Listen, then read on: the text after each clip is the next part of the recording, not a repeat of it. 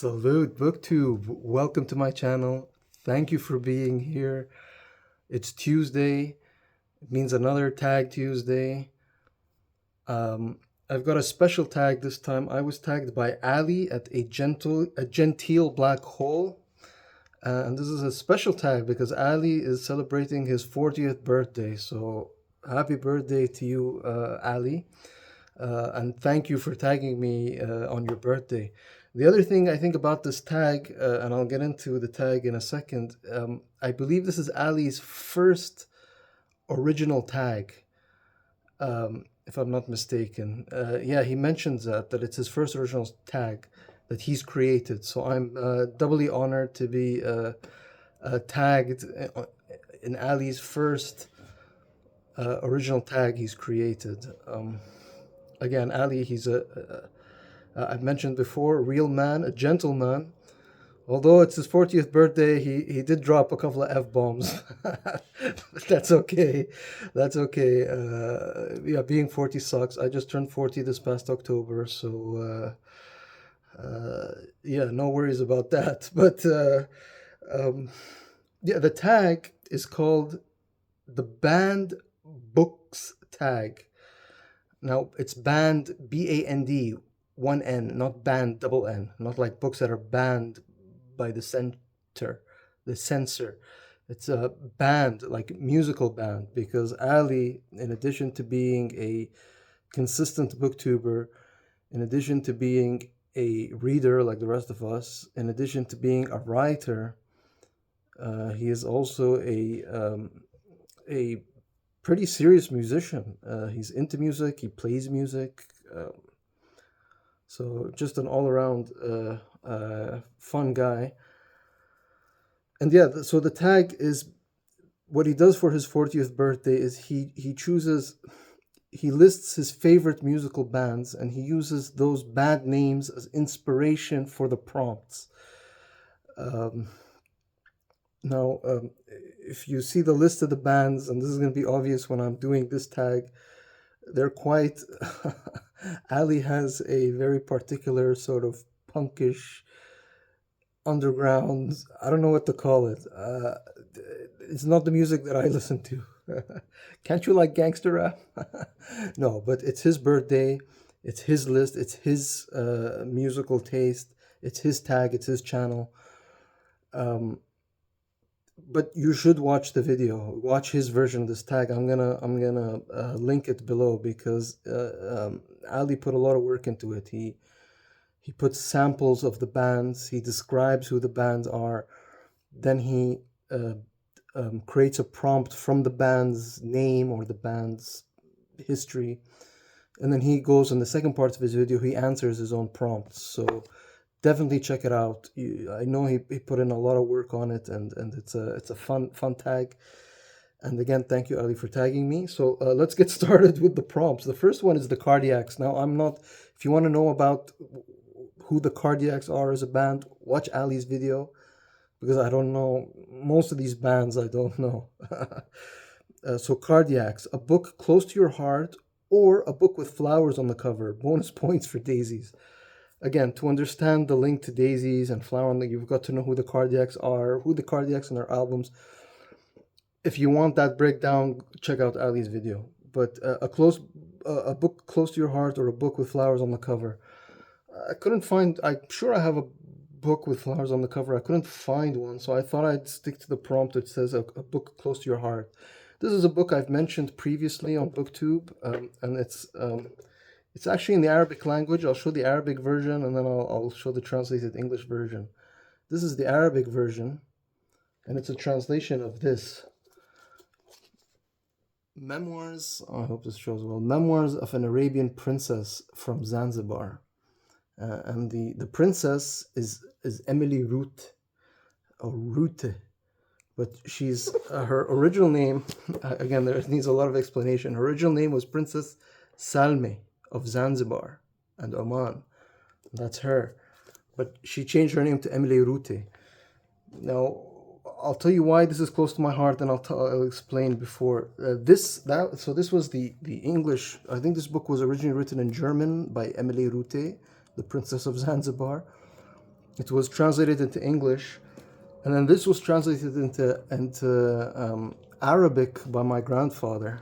Um, you can read Arabic; you'll see his name there. But this is his translation, so it's a book close to my heart. My grandfather was a reader, and I guess that's where I got the genes from. So this is a book close to my heart. Now, what is it about? It's about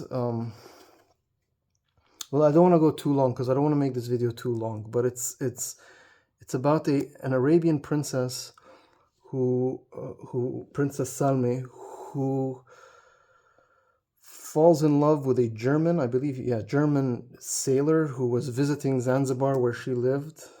She met him. She fell in love with him. She had his baby, and because of the stigma in an Islamic society, this is the 19th century, she was forced to abscond with her lover, her German lover, to Germany, and she went from being princess of Zanzibar and Oman to just pure old Emily Rute from like Hamburg or Hanover or something. But yeah, for those who don't know, Zanzibar is a small island off the coast of Africa that was off the coast of Africa on the east coast of Africa, not too far from Oman, and it used to be one empire. What I'm not going to explain the whole history in this video. What I will do, I'll probably link. I've made a video describing this story and describing my grandfather's translation of this story. If you do want more information, I'll link to that video, and if you want, you can watch it. I think that's the best thing to do, because if I explain now, it's too complicated, it's too obscure, and I don't want this video to go on for hours and hours. Prompt number 2, XTC. Again, the band XTC, watch Ali's video. A book that brings you joy, or a book written / set near where you live. Okay, a book that brings me joy, I didn't know what to... Again, I read mostly nonfiction, so joy isn't something I'm looking for when I'm reading. Not that there's anything wrong with it, but what was the other one? A book written set near where you live. Well, Ali doesn't mention what written or set near where you live. How near is near? Does it mean the same city you live in, or is it in the same country, or is it in the same region, or is it in the same... I mean, this book could technically... it could technically qualify because it's based in Oman and Zanzibar, which is not far from where I live. And for those of you who are new, I'm based in the United Arab Emirates, small country in the Middle East, not too far from where this occurs. Because this is just this is a memoir. Well, I'll show you the English version. A memoir of her life as a princess in Arabia / East Africa in the 19th century. I think the first work of one memoir by an Arab woman ever written. So that could qualify. So maybe I'll just use the same book. Let's go to number 3, Thelonious Monk. Thelonious. I think I'm pronouncing that right, because it's a brilliant name, because that's what the prompt says. It says a character with a brilliant name or a distinctive hat. For distinctive hat, I was thinking about it. Because, again, I'm from the Middle East, and for those of you maybe in the Western world, you might have seen it or heard about it or seen it in popular culture. I'm not sure. But the Arab men, they wear a very distinctive headdress, which is like a long cloth with a thing to hold it in place. Here's an example right there. You see that one without a face? This is just from... this is the distinctive Arab headdress. I've got many books with this. I could have shown another picture, but this one is just faceless. This one could also qualify for the last question, a book written or set near where you live. This is by Said Abu Rish, The House of Saud. I'm sorry, there's a plastic cover, so it's very glary. But the subtitle is The Rise, Corruption, and Coming Fall of the House of Saud, which is the royal family of Saudi Arabia. I just pulled out this book for the distinctive hat or headdress. Not technically a hat, but that could qualify. But I think for this one, I actually found the book I'm currently reading not just has a what was it, a character with a distinctive hat, but a character also with a distinctive name. The book is this. I'm reading it right now. It's Mikhail Bulgakov's The Master and Margarita. One of the I haven't finished the book, so I can't fully talk. But one of the main characters is called Homeless, which I think is a distinctive or a funny name. What was it? A brilliant name, Ivan, something very Russian, Evich, Homeless. It's his moniker. And then there's also the hero is called Master. We don't even know his name. It's just M, the Master. But the Master also has a distinctive hat. He wears a beret which says M on it. So that's the best I could find for this prompt. So yeah, Mikhail Bulgakov's The Master and Margarita. Number 4, a character who experiences a scene change or hits rock bottom. For this, I've mentioned this book before many times. Hits rock bottom, or sorry, I think it's more a character who experiences a sea change. This is John Steinbeck's The Pearl.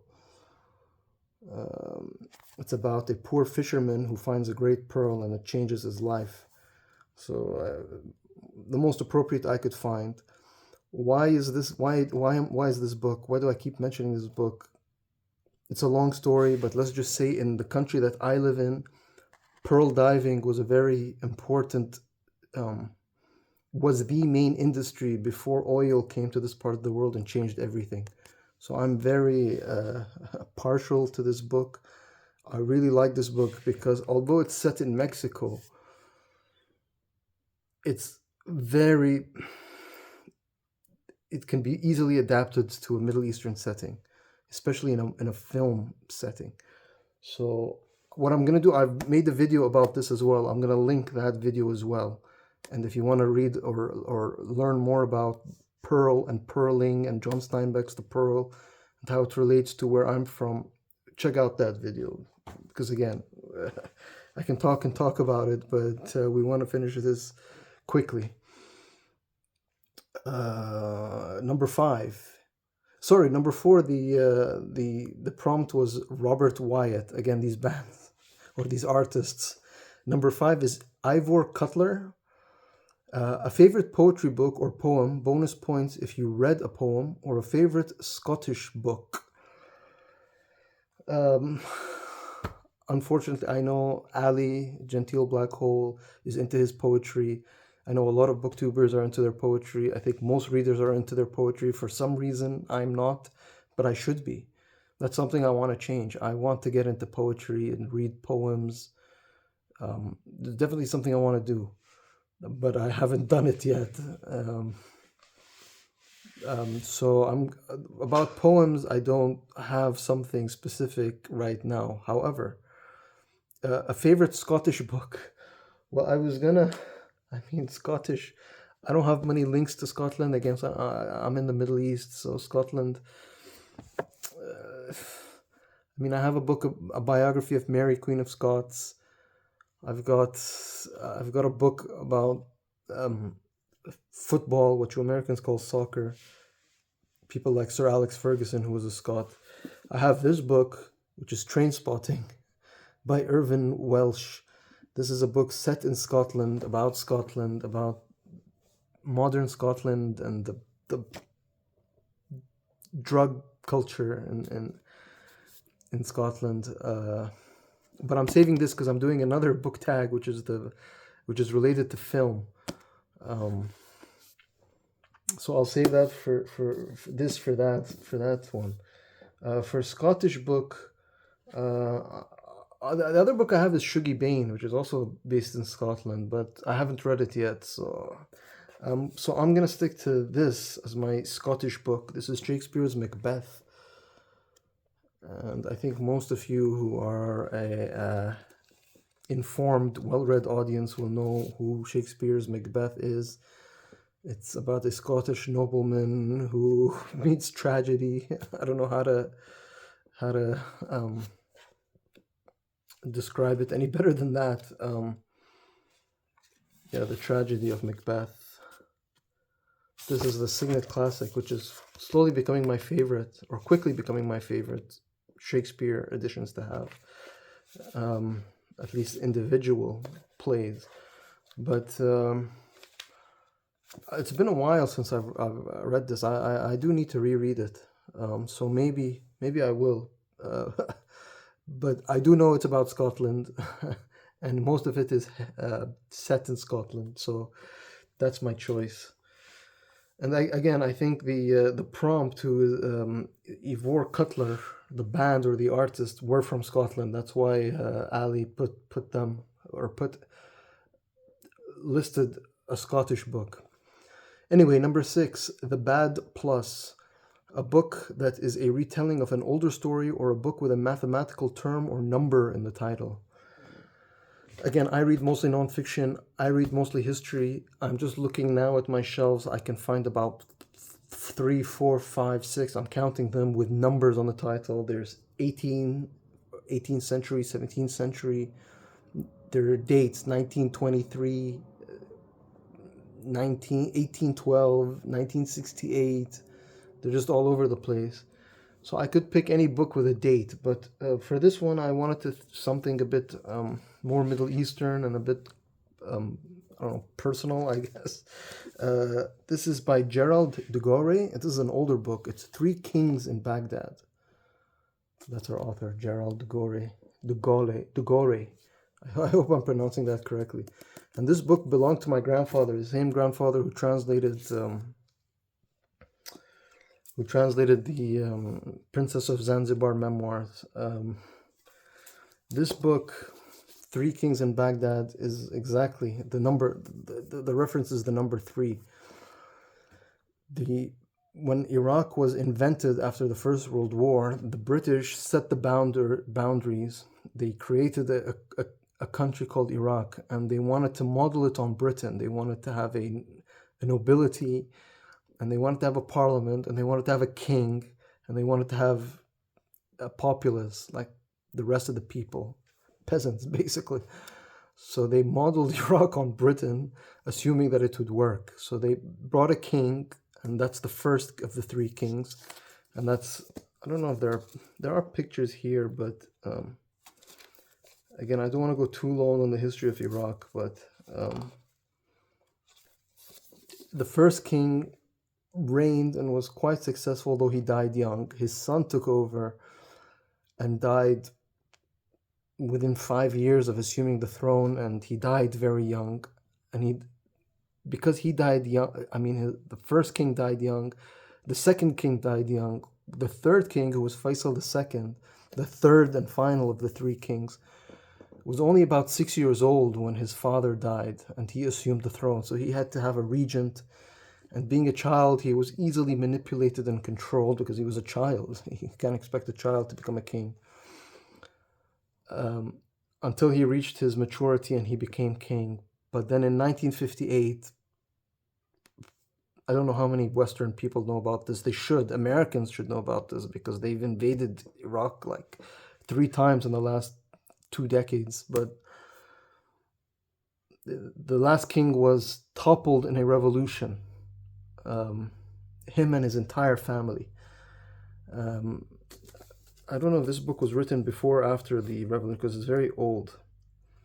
It's from 1961. Yeah, this is after the revolution. The revolution was in 1958, and the revolution was particularly bloody. They killed the king, they killed his entire family, they killed his prime minister, famous Iraqi statesman Nouri Said. They dragged his regent uncle and the prime minister, they dragged their corpses through the street, stuck to a car. They buried the bodies, they exhumed the bodies, they cut up the bodies again to come from a bloody, savage Iraqi political culture. But that's their story, the 3 kings of Baghdad. And it's why I'm highlighting it is because I'm planning to, I've talked about it, I've been working on a historical fiction novelization of their lives, of the lives of the Iraqi monarchy, which only lasted for 35, 36, 37 years. 37, 36, 1921 to 1958. It didn't last too long, but it was full of drama, and each one of the three kings' deaths were very, for lack of a better word, shady, very unusual circumstances in their deaths, and there was a lot of outside influence, nefarious outside influence, mostly British, of course, but yeah. Well, then British, and then so after World War II, America as well, of course, the Americans. Um, so number 7, Shudder to Think. That's the name of the band. Again, I can't help you. Watch Ali's video to understand the band and where these prompts are coming from, and to hear a sample of the music. Really, I can't highlight enough how much to watch the video. So Shudder to Think, a book that scared you or a thought-provoking book. Again, I read mostly history, nonfiction. Scaring me, I enjoy. I mean, I don't look for spooks when I'm reading, or for thrills, or to get scared. I'm not looking for that. Although if you do, all power to you. So I don't know about scaring me. If there was a book about natural disasters, it would scare me, or a book, yeah, that would scare me. But actual, like, the horror genre, is, I haven't got into it that much, with very few exceptions. So I think I'll answer the second one, which is a thought-provoking book. I've mentioned this multiple times. Mike at the Bibliophile Bookscape has taken my recommendations, of all people, to heart, and actually got this book as well to read it. It's A History of the Middle East by Peter Mansfield. I've said this multiple times. I don't want to repeat it, but one of my favorite books about Middle East history. Probably not for a beginner. I prefaced my recommendation saying this is probably not for the beginner. I don't know how beginner Mike is, but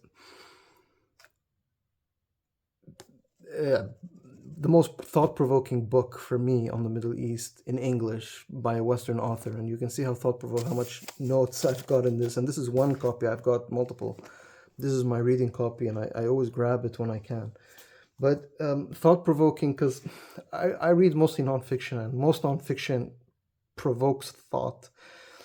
But that doesn't mean that fiction can't provoke thought. Definitely not. So one book, fiction book, I wanted to mention that provoked thought, that's thought-provoking to me, is really anything by F. Scott Fitzgerald. This one is a Wordsworth Classics of The Diamond as Big as the Ritz and Other Stories.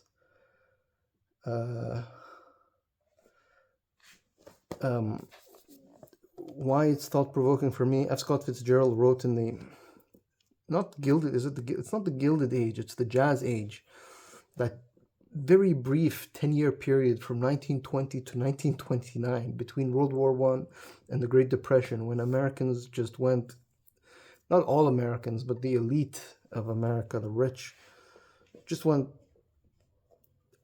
they went all out. They just needed a break from the war, and they wanted to return to the good old times of the Gilded Age. And little did they know that it was a very limited time, because then the Great Depression happened, then the Second World War began. So it was a very brief holiday from history, or a respite.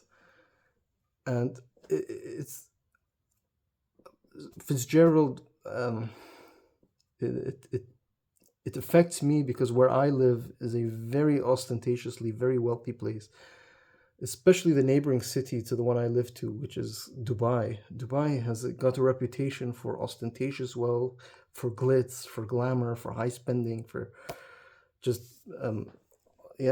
extravagant lifestyle, extravagant luxury. So Fitzgerald's books, they really, really hit home.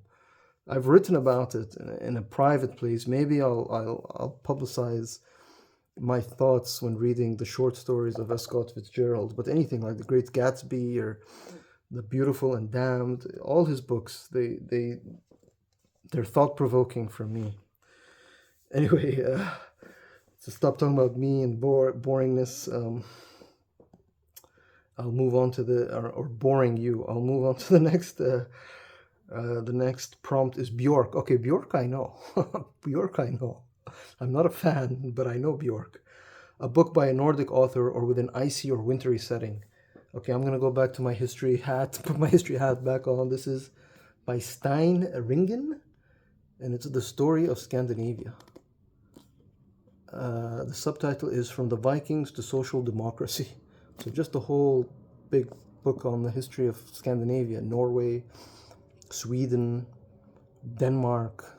I don't know if Finland is included in this, Iceland, because Bjork is from Iceland, I think. Ali makes it clear in his video he's a fan of Bjork. I remember some of her videos. She was a bit, how'd you say? Strange isn't the right word. She's very unique, or yeah. Anyway, Scandinavian history. And what I remember from this, I bought this book, and I think on the way I was on a bus or a train or something. Yeah, this is, well, for anybody who doesn't know where Scandinavia is. I just read the introduction, the first couple of pages, and it was really, really well written. Like, I didn't want to put it down, but I did put it down, and I said, no, now's not the time to read a random book on Scandinavian history. But I do remember it being really, really good, and I hope the rest of it is just the same. And if it is, it could be an exciting read. Again, I'm not anywhere close to Scandinavia. I have very little, or actually no links to Scandinavia, but I actually purchased this when I was traveling in Scandinavia, so that's why I have it. I don't buy souvenirs, but I do buy books about the place where I'm from. So I think that's why I was reading it there when I was, after I purchased it. Still, I have to read it, but it fits the prompt, the Bjork prompt about a book about Scandinavia or winter or wintry setting. Anyway, number 9, The Kinks, or The Gentle Giant, Devo, Field Music. Again, Ali and his musical tastes. You'll learn more about them if you watch his video. A book about siblings or written by siblings. I know there's written by siblings. I was thinking my whole library, if I had something, nothing came to mind, like co-written by siblings.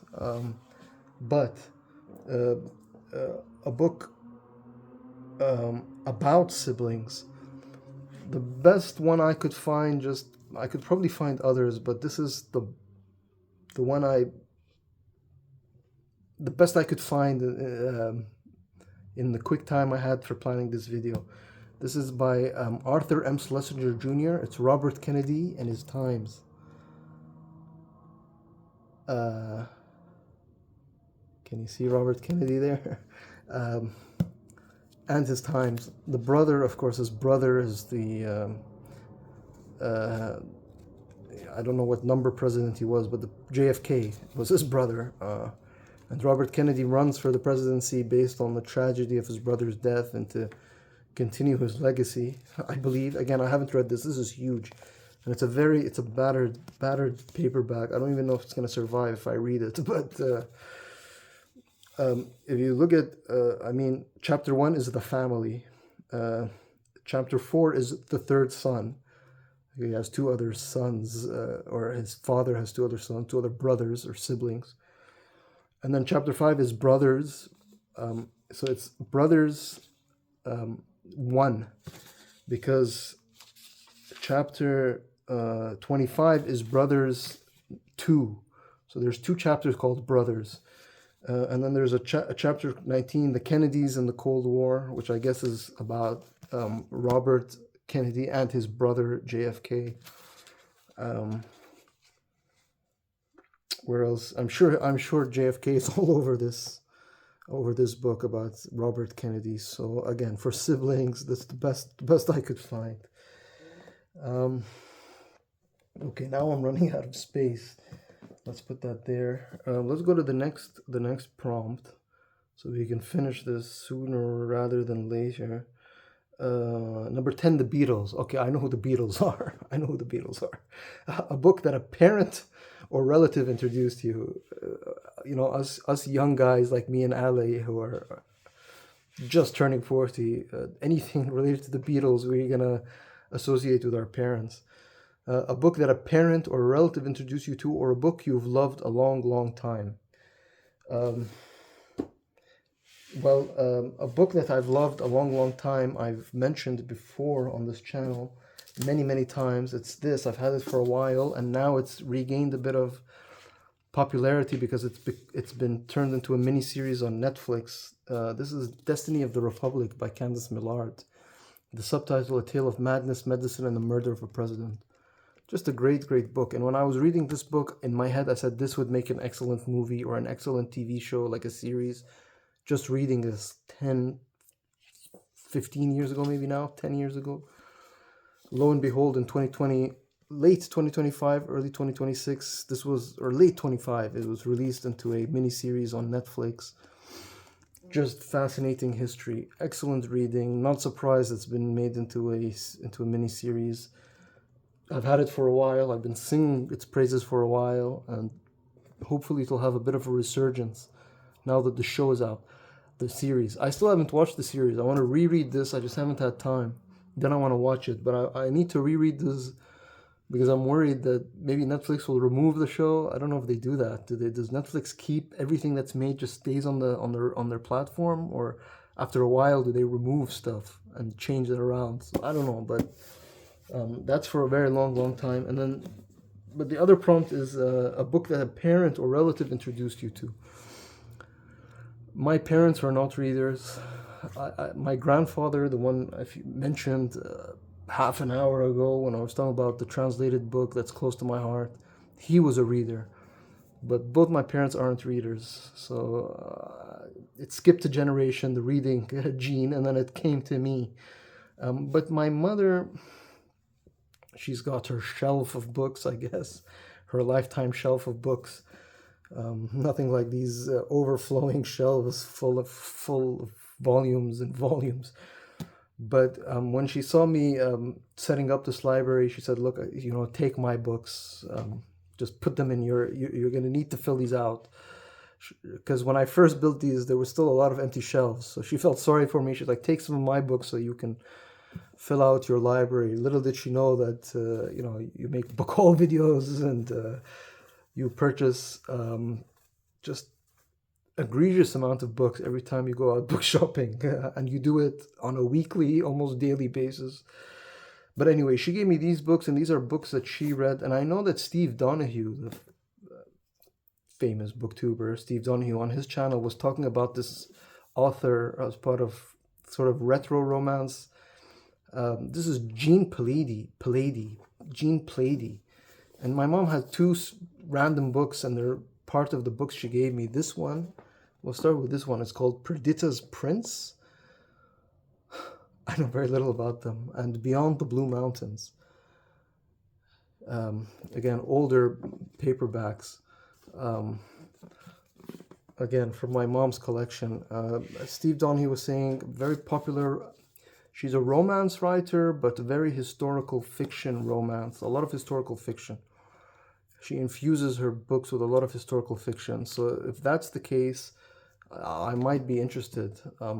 Maybe I'll read it during one of these read romance events. I haven't really dabbled into romance, but this might be a good compromise between like historical fiction and romance, I guess, if I'm not mistaken. But it does fit the prompt about parents.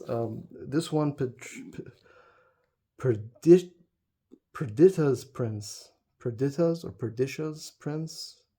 The 17-year-old prince of Wales fell headlong in love with the dazzling beauty of Mary Robinson in her stage role as Perdita, or Perdicia. Their romantic assignations were of consuming interest to the Whig enemies of George III and to such ambitious men as Fox, Burke, and Sheridan, the playwright. Yeah, under their influence, a new world opened to the prince: gambling, prize fighting, horse racing, bawdy, brilliant talk, and beautiful hostesses vying for his company. The prince has been treated like a child by his father for too long. He has no intention of allowing Perdita to do the same. dot dot dot. And says Jane Pallady's robust historical novels, which range from the intrigues of 15th century Rome through turbulent Tudor and Stuart England to the terrors of the French Revolution and the heady passions of the Georgian era, have enthralled readers for over 20 years. So yeah, historical fiction. The word romance, they describe her as robust historical novels. So, and this one, Beyond the Blue Mountains, is a vivid and convincing story of England and Australia in the late 18th and early 19th century. And Jane Pallady, she was very like prolific. I think she had like, this is like book 7 out of 18 in a series, and this is book like 9 in a 30 book series. So they're just random Jane Pallady books that my mom gave me to help me fill out my shelves. Little did she know that I didn't need a lot of assistance to fill them up. I filled them and some. Now I'm actually running out of space. But yeah, historical romance, historical fiction, very different to the historical romance that somebody like Derek Green or Kitoslav would read. But maybe it could be good, and if it is good, I'll be on the lookout for more Jane Pallady. But yeah, with that, I think that's the final prompt, and then number 11 is Spinal Tap. These prompts go up to 11. Recommend a favorite song, album, or artist. I'm not the biggest musical person. If I had to choose one artist, what was it? Favorite song, album, or artist? For me, if you're talking about band, favorite band, it has to be Alice in Chains. I'd just say Alice in Chains. Any of their albums. Alice in Chains were big in the 90s when I was growing up. They tragically lost their lead singer in the early 2000s. They've come back with a new lead singer recently, and they've released a couple of albums which are still good. Still has that unique Alice in Chains sound. That's who I would recommend. This one is strange. Ali Gentile Black Hole wants to hear about who's our favorite artist rather than if we want to tag or anybody else to do this prompts. So I thought I'll just add a few people who maybe would like to do this tag.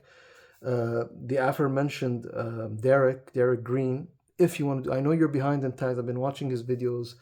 Great channel. I know you're behind in tags. I'm adding more pressure to you. But if you want to do this one, feel free. Consider yourself tagged. I would tag his boon buddy, his boon companion. So I can't read my own handwriting, and his name is a bit Kaveloslav.